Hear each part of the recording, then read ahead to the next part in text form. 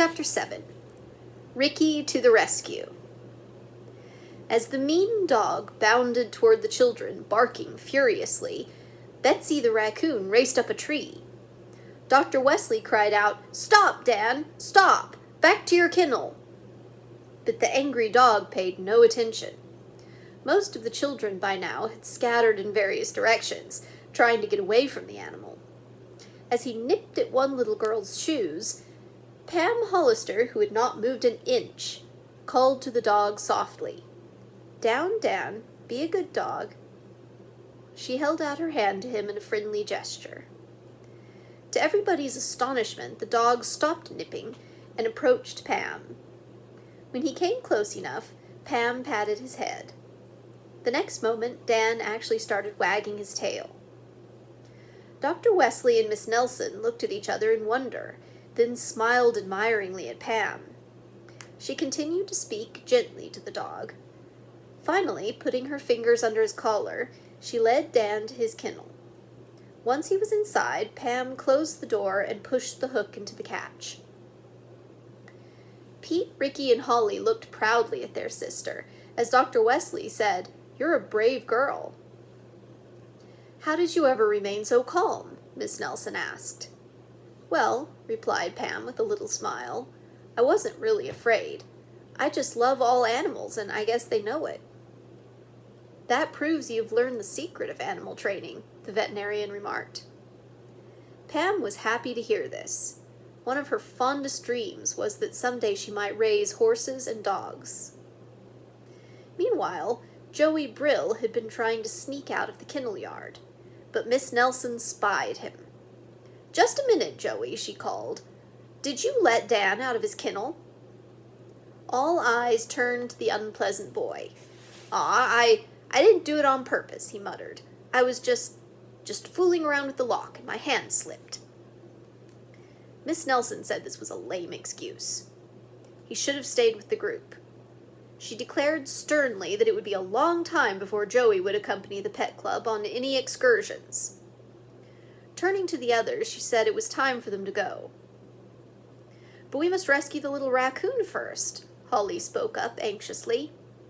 "You're right," Dr. Wesley said, glancing at the pet, which had climbed to the top branch. "How will we ever get her down?" asked Donna Martin. Ricky had an idea.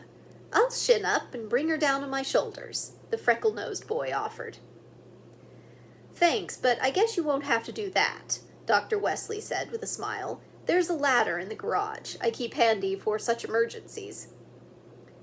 Pete and Ricky helped him carry the long extension ladder to the yard. The doctor placed it at the foot of the tree, pulled on a rope, and the ladder stretched out twice as long. The top of it reached the upper branches where the raccoon sat, peering down at them. "Betsy looks as if she's laughing at us," Holly giggled. Ricky had been eyeing the ladder. "May I please go up and get Betsy?" he asked the veterinarian. Dr. Wesley smiled broadly. "Go ahead." Ricky scrambled up the ladder like a monkey. Soon he reached the top branches. Steadying himself, he reached out along the limb and got hold of the raccoon. Carefully he placed her on his shoulder and slowly descended the ladder. When Ricky stepped from the last rung onto the ground, the children cheered him. As Dr. Wesley put Betsy back in her cage, he said, "Don't you run away again." He had just locked her in when his outdoor telephone rang.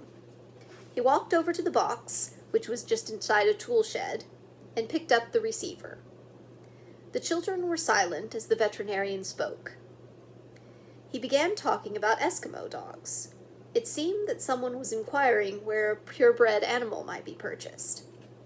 Dr. Wesley replied that the best breeder of Eskimo dogs had been missing for about a year. When he said this, Pam noticed Miss Nelson walk rapidly away from the children.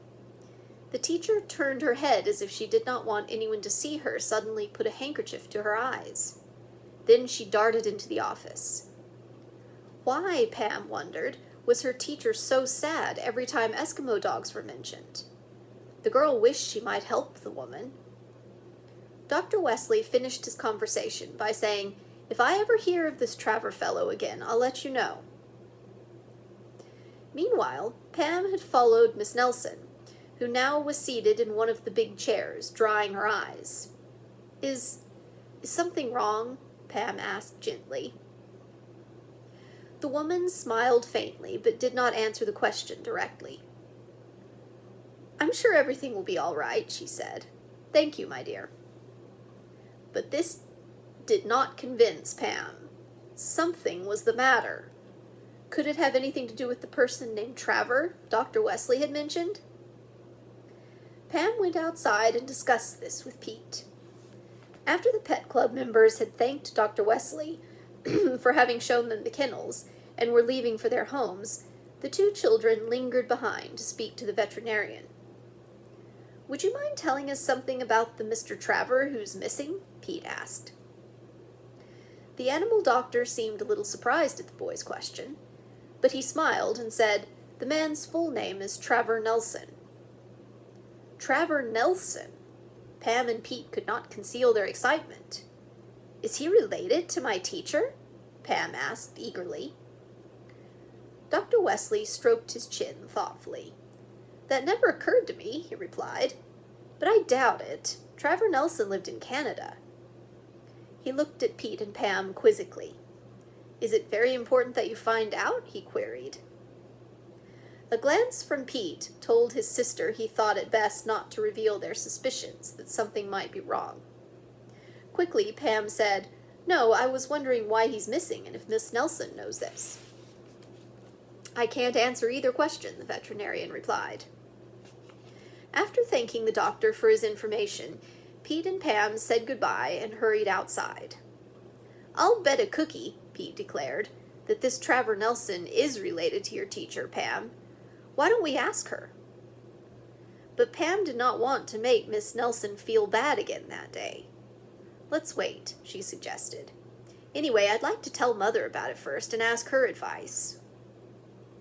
Soon Pete and Pam caught up with the others and walked home with Ricky and Holly. After supper that evening, Pam told Mrs. Hollister what she had in mind. Mrs. Hollister thought a moment.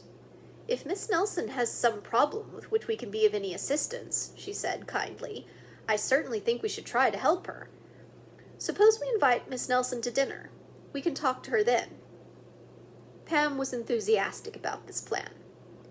"Will you write an invitation, Mother? I'll give it to her Monday." Mrs. Hollister said she would do this immediately. Getting some pretty note paper from her desk, she wrote Miss Nelson, asking her to dinner Monday evening. The next day, being Saturday, the Hollisters were busy with chores in the morning and watched a football game in the afternoon on television. On Sunday, they all went to church. Monday morning, Pam was so eager to deliver the note, she could hardly wait for school to begin. But finally, she placed the invitation on the teacher's desk. A smile crossed Miss Nelson's face as she read it. "Thank you so much for the she started to say, when a voice called rudely from the doorway, "Teacher's pet! Teacher's pet!" Pam turned in time to see that her taunter was Joey Brill, but he dashed from sight before Miss Nelson saw who it was. The teacher went on. "It was very sweet of your mother to invite me to dinner. I'll be most happy to accept." "Oh, I'm so glad," Pam said happily, and secretly she said to herself, "I hope we can help you." Miss Nelson wrote a reply, saying she would be at the Hollisters promptly at 7.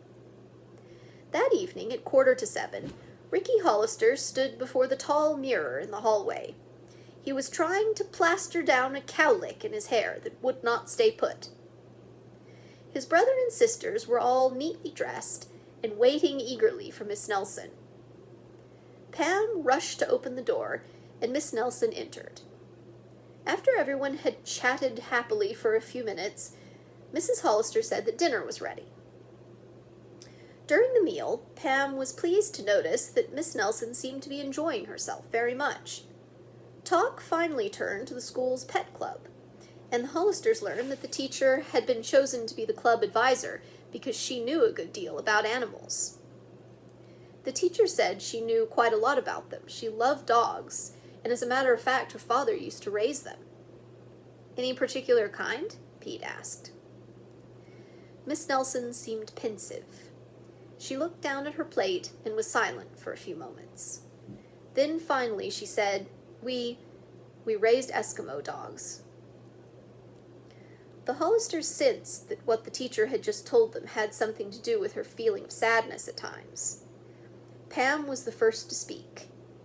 Miss Nelson, she said, is the missing man named Travers Nelson related to you?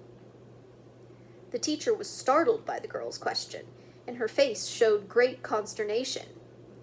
Then Miss Nelson looked directly at Pam. Travers, she said, is my twin brother,